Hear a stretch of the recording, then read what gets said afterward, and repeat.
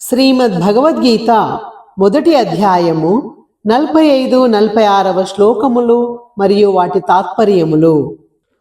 అహోబతా మహత్పాపం కర్తుం వ్యవసితా వయం యద్రాజ్యాసుకలోభేన హంతుం స్వజనముద్యతాః యది మామా ప్రతీకారామశస్త్రం శస్త్రపాణయః దార్తారాష్ట్రారణే హన్యోస్తన్మే క్షేమతం భవేత్. అయ్యో, ఎంత ఆశ్చర్యం! దారుణమైన పరిణామాలు కలుగచేసే ఈ మహాపాపం చేయటానికి మనం నిశ్చయించాము. రాజ్య సుఖములపై కాంక్షతో మన బంధువులనే చంపటానికి సిద్ధపడ్డాము.